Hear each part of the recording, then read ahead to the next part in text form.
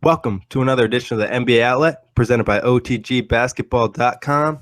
Be sure to follow OTG on Twitter at OTGBasketball. Also hit that subscribe button. I'm your host, Nick Fay. With me today, special guest, OTG writer Kory Waldron. What's up, Kory? Hey, Nick. How you doing, man? I'm doing well, Kory. Me and Kory have been friends for a long time, but this weekend we're enemies. Face off in our friendly fantasy football league. Big matchup this weekend, Kory. Yeah, it is. I wish you nothing but the worst this week. So that's how that's going to go. Luckily for me, Kory has some big time injuries, so I'm feeling pretty confident. But on to basketball. It's been an interesting start to the season. One thing that's probably stuck out to a lot of us is the Eastern Conference. A lot of these teams we thought were going to be successful early on. They really haven't been successful. We'll start with your team, Kory, the Pacers. What's wrong with the Pacers? This is a team we had probably top 4 in the East, and they're all over the place. Well, if we recall the preview series that we did for OTG, I had the Pacers being a 2 seed and winning 55 games. So that was probably the wrongest I could have been on a prediction. They just don't. They're not cohesive, and I watched them. I watched almost every game, and again last night they lost to the Dallas Mavericks in Dallas. And Dallas is one of those teams where, they're scrappy, and they have surprised some teams this year.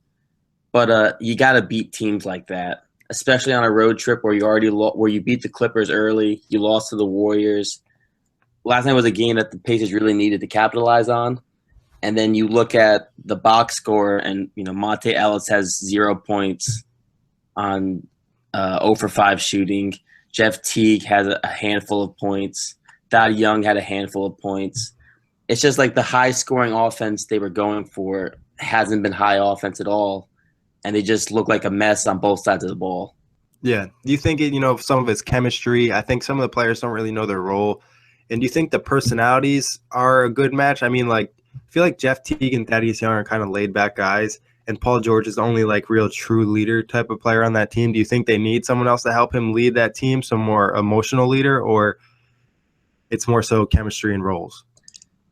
I think, to be honest, I think Paul George still isn't doing enough. He scored 22 last night, but as a leader on the floor, there's still at times where, for example, I think about when LeBron was down in Miami. There was several times you saw LeBron yelling at Mario Chalmers or yelling at his teammates. And not that I, am encouraging you to yell at your teammates and, on the floor, but there's got to be fire from your leader. Your leader has to show that he cares more than you do to a degree, I feel like. And I feel at least your emotional leader, I think, at least has to. It doesn't necessarily have to be your best player, but in this case, right. I think it would make sense to be Paul George. Right, because I don't think this team has an emotional leader. I look at the team, I don't see an emotional leader on this team. And I think Paul George needs to understand that and be a leader, an emotional leader, and then your leader on the court as well is what they really lack. And for me, though, it's mostly chemistry. And I've been tweeting it almost every night. Monte Ellis has got to go, or he's got to go on the bench because he can't play against anyone straight up on defense, as we saw against the Golden State Warriors. And offensively, I've never seen a player fall off so quickly. Yeah, he's definitely had his decline. When he first came to Indiana, he was looking pretty good scorer, but they've been trying to move him for the last few seasons. We might touch on that a little bit later. Another team we'll talk about that had high hopes early on was the Celtics. The Celtics were missing Al Horford for a chunk of games, but they also just weren't playing well. Their defense wasn't up to standards, I don't think, and their rebounding was an issue. So do you think the Celtics' problem was more Al Horford or just things in general, and they're going to bounce back? I'm actually not worried about the Celtics at all, surprisingly enough. There's 4 teams in the Eastern Conference who have winning road records, and it's the Celtics, they actually have a better road record than home record. And you don't normally see that. They're 500 at home, and they're 8-5 on the road. Yeah, no, that's a big thing. When you can win on the road, you can fix your things at home, and you kind of can build off of that. But when you can get wins on the road, especially against some good teams, it makes a difference. Right. And, they haven't had their starting 5 on the floor for very much at all this season. Al Horford went down to concussion. Jay Crowder had a banged-up ankle.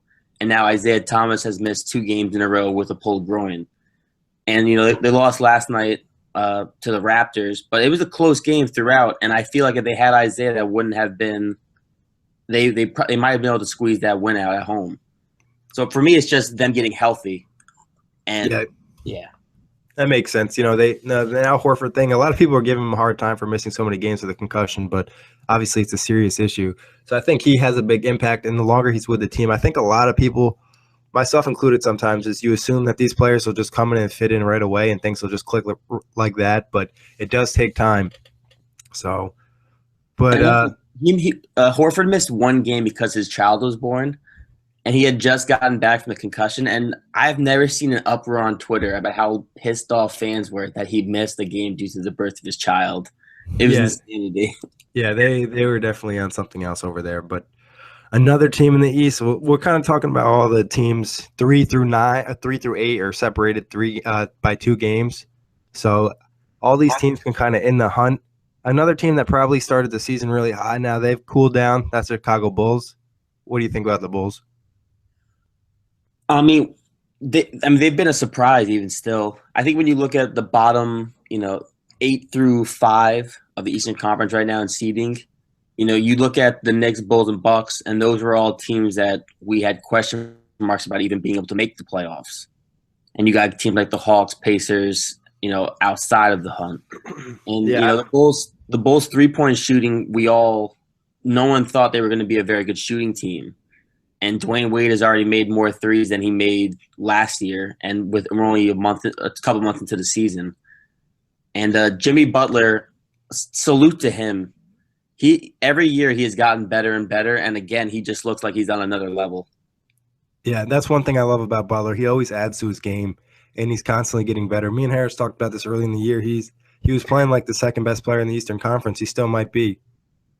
As of right now, he's better than Paul George. Small forward position, hands down.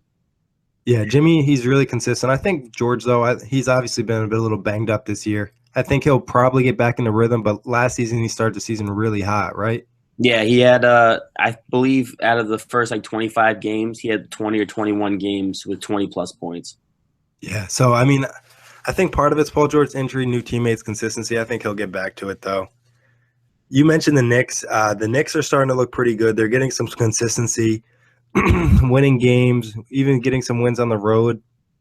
Do you think this Knicks team look better or worse than you originally had thought? I'm going to say about the same.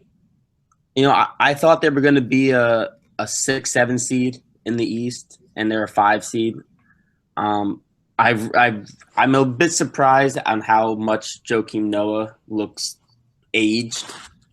He's not the defensive stopper or rim protector we saw in his Chicago days. Derrick Rose has been worth the trade in my book. He still has a little bit of explosion left in him. Melo's been mellow. I think Brandon Jennings has been a nice point guard off the bench, and Porzingis has evolved his game as well. And he actually might be the best player on this team through and through. Yeah, no, I think he may be the best player on this team. Melo probably might be a little bit better offensively, but I think Porzingis does a good job impacting the game even when his shot's off. He's had some games this past week with 5 blocks, 10-plus rebounds. So, I mean, going forward, I've been saying this for a while. It's all about Porzingis. But you mentioned Joakim Noah. I know this is a player that you've liked a lot throughout his career, and he's kind of really dropped off. You think it's mostly age, or is it just not really fitting as much in the NBA with his lack of shooting and, all the small ball? I mean, he's never been able to shoot, even when he had success. So I gotta go that it's just the age. He's in his 30s. His best days, I think, are clearly behind him. But I think the only good thing about Noah is he still has that fire. Even the last couple of times they played the Kings, he's gone at DeMarcus Cousins and pretty much has tested Cousins' toughness, which is. I mean, I'd still like that about Noah. Even if he can't start, and play 30 to 40 minutes, if he came off the bench with them and played, 25, 20, and gave them a solid effort, he's still worth something to them. But he's definitely not a starter anymore in the NBA. Yeah. I mean, that contract's looking a little bit rough. I think he'll probably be at least decent for the next 2 years, but the 2 years after that, that's going to be a problem. But nothing much else in the East. The Hawks have been really bad, though. They started really hot, and they got a lot of love in our power rankings last week, and now they dropped to 12-12. Yeah, that's been they're on that brink where you hear rumors that they're not going to tank, and then you hear rumors that they're going to have a fire sale and Millsap will be moved. Yeah, Millsap's a free agent at the end of the year, so it makes sense to try to get a little something for him. I don't think that they're going to make a deep run even if they made the playoffs. So I don't know. And they do have the young players signed. They have Bazemore and Schroeder signed. I mean, they do have Dwight. I don't think you'd be able to move him, but Millsap would definitely, or Cephalosha might provide some teams with some nice vets. I find it laughable to a degree that Dwight Howard signed with the Hawks and they looked really good, and now they might tank, and then Howard just another year off his career to a team that's not winning anything, which would be very ironic. Well, talking about that, it's starting to get to the point teams are starting to make decisions. Are we going to make the playoffs or are we not going to make the playoffs? And we've started to hear trade rumors. Obviously, this is really early, but it's always still fun to talk about. December 15th, teams can start trading players that they signed the offseason. I'm going to go through some guys that I've heard in trade rumors, and you tell me if you think they'll be traded, and the percentage you think that they'll be traded, and what team you think they'd be traded to. Sound good? Yeah, sounds good. All right. First up, Andrew Bogut. He will. He's gonna get moved. He will be moved. I'm gonna say probably 80% chance right now, because I know Mark Cuban is very stubborn. He's already said that they're not gonna tank, even though they're a bottom team in the West. Yeah, they've got, if not the worst record in the NBA, the second to worst record. So.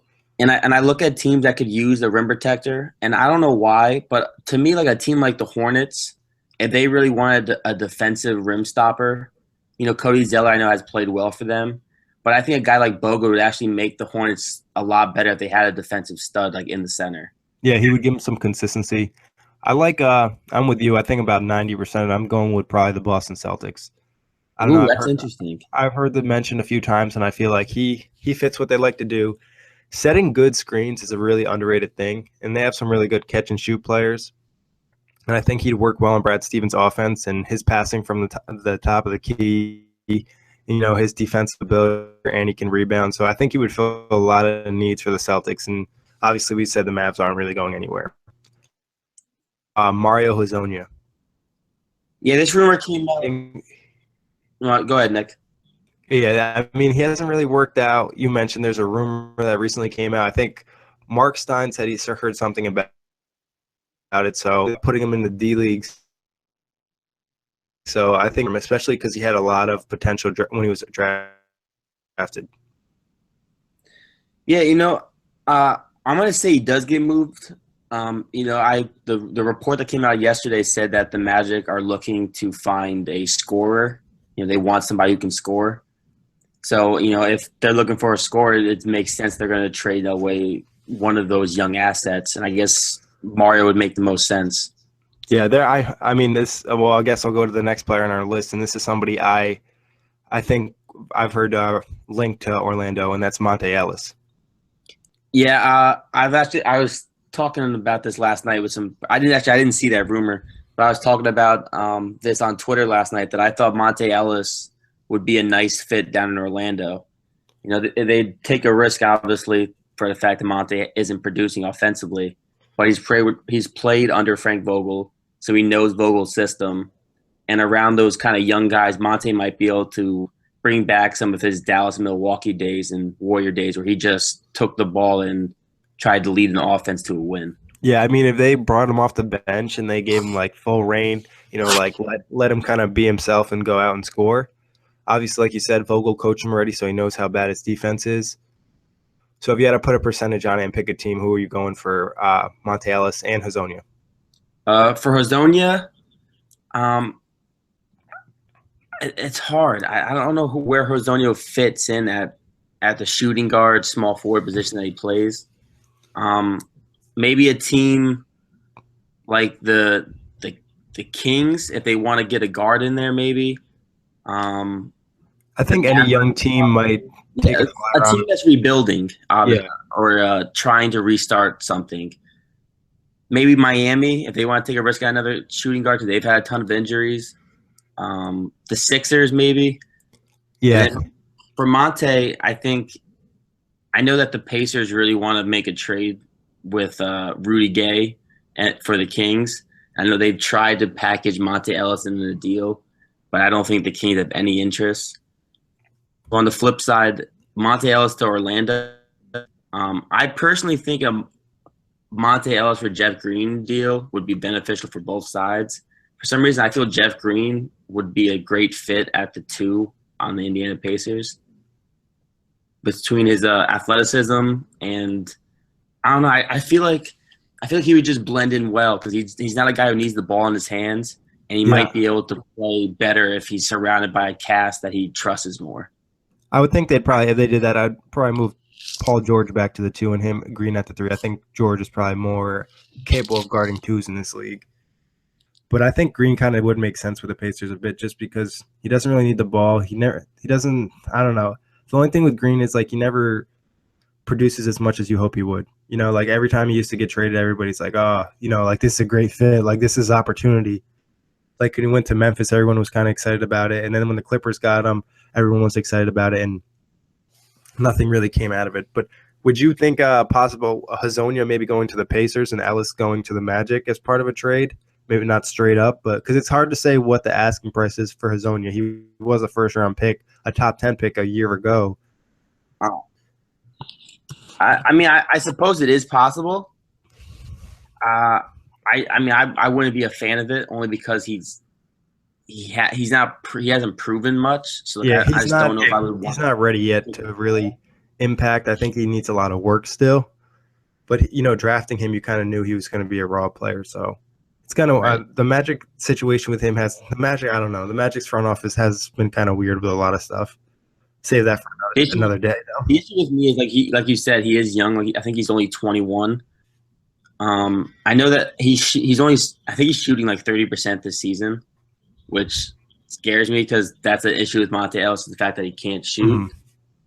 So I don't know how well he solves that problem for the Pacers. But he's definitely a player that somebody will take a risk on. Yeah, I mean, especially at his age, there was a lot of potential there. So, but and didn't he say he's the best player? Didn't he come out with some comments before the season that he's not afraid to play anybody? He might have. I'm not sure exactly. I know he did have like a little bit of an edge to him when he was drafted. He threw down some nasty dunks his rookie year too. But on to the Sixers. Now, this one I'm going to ask you: who's going to get traded and what team are they going to trade to? I think now, going to the season, we didn't really know who they would trade, but I think obviously they're keeping Embiid because he's looking like a stud, looking like rookie of the year. But Okafor and Noel, who's more likely to get traded into who?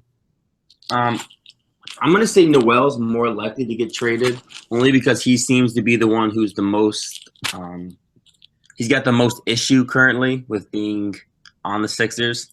He was unhappy when they brought back Embiid because now there's 3 centers, and he's been pretty open about that dislike for the 3 centers. So I'm gonna say Noel gets traded, and I also don't think Okafor has very much value. He's having a rough year, so it's definitely not helping him. And I think, like, you're right. Noel came out and said that he wanted to be traded. I mean, not that he wanted to be traded, but they needed to move one of the 3 because it just wasn't a good fit. You could even argue they can move 2 of them because Embiid, the way he plays, as soon as his minute restriction's done, that guy's going to be playing most of the minutes. And Okafor really can only play center. Noel, you could probably get away playing a little bit at the 4 or the 5. So, like you said, Okafor doesn't carry much value. The season's not looking well. Noel, he's still – I think defensively there's a lot of potential there. So a team might definitely take a risk on him. Yeah, and when I look at Noel, there's 2 teams that I look at in particular that I think he'd be a nice fit on. The Phoenix Suns are one. Because Tyson Chandler is getting up there in age, and I think Noel would be a nice young piece around Bledsoe and Booker, depending on if they keep Brandon Knight. And then from the East, I wouldn't mind seeing him go to Boston. I know Boston has had interest in him and Okafor. And then the Milwaukee Bucks. I know they've been playing Henson. That's an interesting one. I know they've been playing Henson more, and Moreau has been he's he just hasn't fit in because he can't play defense. But I think Noel would be a nice rim protector for them. Between him and the Greek Freak and Jabari, I think that'd be a nice little trio down in Milwaukee. Yeah. I mean, he definitely fit the build of the players down there. Long, athletic, like super lanky. Right. That's what I was figuring. They've been building their team on length with Middletown and all those guys. Yeah. So I mean, I could see that as a possibility. You talked about Greg Monroe. Do you think he gets moved? It seems like the Bucks have been trying to move him since like December of last year. He just, like you said, he hasn't really fit in. He's shown some value late this past month with his post moves. He's really got back offensively. Defense is kind of an issue, but if he can just put effort in defensively, I think he's a good player, and he probably could help a team in a different role. So percentage and what team? Percentage, I'm gonna say 55%, only because I just don't know how much he's worth or what the asking price would be. So I'm gonna say 55%. And then, like, we're talking about teams that need scoring. We know Greg Monroe can score. That's something I'm not concerned about. So maybe Orlando takes a flyer on him, and he comes off the bench down in Orlando. Yeah, but I mean, they hasn't been very effective scoring wise. They'd have to move it big though, because that's true. They got a full case down there. I mean, it's the only reason I'd be thinking that they're not going to be able to trade him is because they've been trying to trade him for almost a year now, and they haven't been able to move him unless the price changes or he continues to play at this level, because I think the last few weeks he's really shown more. So if he can kind of get his value up a little bit, that might be able to move him. But if not, I probably have it under 50%. Yeah, I just don't see a team that needs a center that can't play defense. Exactly, I mean, centers nowadays just aren't quite as valuable as they once were with all the teams spreading the ball out. And if you're a center and you can't shoot a three now, it's kind of making an impact too. But Celtics, we've kind of touched on them a little bit. There's been rumors Ainge is trying to make a big trade. Do you think the Celtics finally pull the trigger and make a big trade this year before the deadline, or just they'll roll with what they have? Well, I'm actually writing an article for OTG about the Celtics and whether or not they're going to make a trade. So this is something I've been thinking about heavily. If they do make a trade, they're going to trade for a big, and I think it would either be Noel, maybe Cousins, because they do want to get a big in there. I just don't see a trade happening. I just don't see them risking trading Bradley or Crowder or any of the young guys for a center or something. When this next offseason, you can possibly have Gordon Hayward, Blake Griffin. There's several high market players available this offseason that the Celtics will be better. What's the word? Better equipped to get. Yeah, better equipped to get. Yeah, I mean, I could see the thing would be the Clippers definitely probably won't trade Blake because they know this is their last hurrah if they don't win. So they're going all out. If the Jazz were to struggle and not do well, they could maybe move Hayward. If they were nervous, they might lose him, and they would get some good value. But like you said, there's just the possibility of a big-time player getting traded. It would have to be something would have to happen, or a team would do really bad, or like continue to decline. I mean, the Cousins rumor has been out there for years now, almost, it seems like. So, I don't know. I feel like they're not going to move Cousins. I've been hoping that they would move him for a while, but I don't think they do. So, I think the only way – do you think I heard this rumor a few days ago. Do you think it's even possible that the Pacers would listen to offers for Paul George? I personally don't. Let me give you one little stat. When they made to the Eastern Conference Finals 4 years ago now, the Pacers started 10-11 on the season. They ended up being a 3 seed and going to the Eastern Conference Finals and losing in Game 7 to the Miami Heat. So a slow start is something the Pacers are used to already in the past. How they manage from this point on, and if there is a change, I think determines if that even becomes a realistic rumor about Paul George being traded. So, I mean, if the Pacers were to go like 10 or 15 under 500, do you think it'd be possible? Or I think it would be possible because I don't think he has an extension signed yet, and his contract he'd be a free agent at the end of next season. Yeah. So I think it's possible this team falls apart. Do you think they move any of the players they traded for this year? I know I'm asking a lot of Pacer questions, but if you guys didn't know, Kory's a big Pacer fan, so Um, Possibly like Thaddeus Young or Jeff Teague even getting moved just because they haven't liked what they've seen so far, or too soon? I don't think they're going to move Jeff Teague.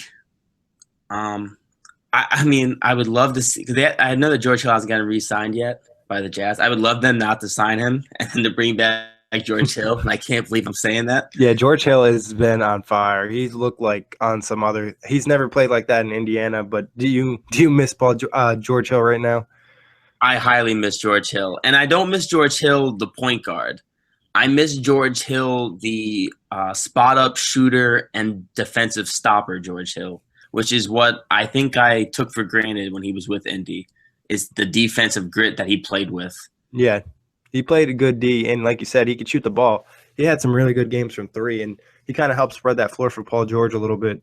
Jeff Teague's 3-point shot isn't quite as consistent. I think if you flipped out Monte Ellis and George Hill, this team is not 11 and 12 right now. Yeah.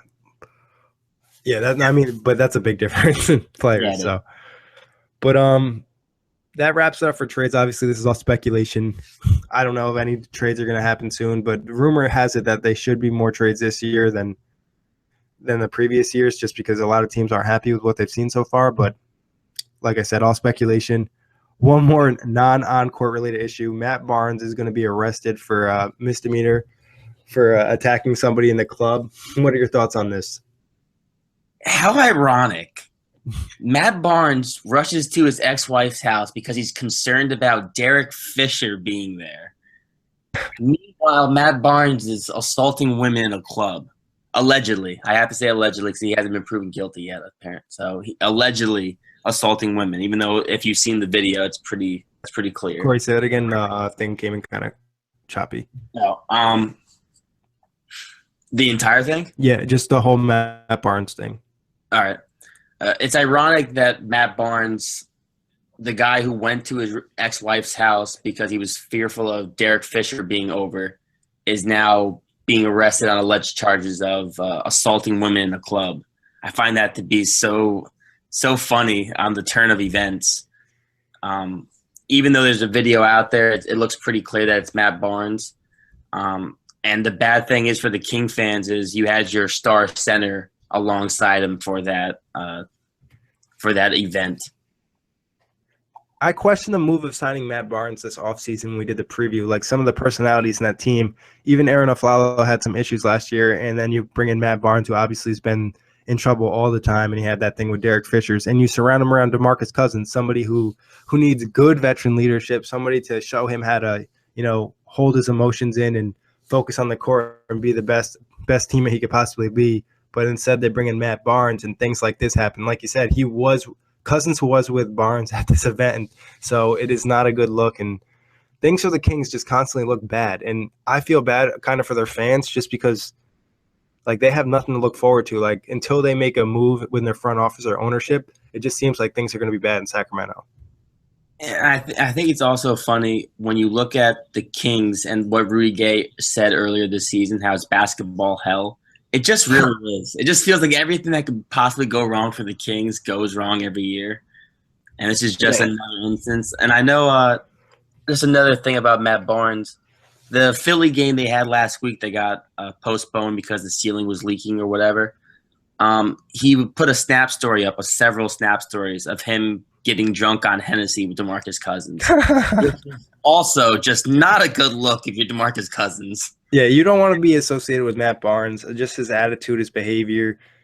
It's not a good look. And, I mean, even the Kings, like you said, nothing goes right. Last night, Cousins Smith the layup that probably would have gave the Kings the lead late in the game against the Knicks, and they just blew it. So, sorry, Kings fans. But that wraps it up for today. Great show, Kory. Thanks, everybody, for listening. Make sure you hit that subscribe button, and on to the next one. Thanks for having me on, Nick. Been a pleasure.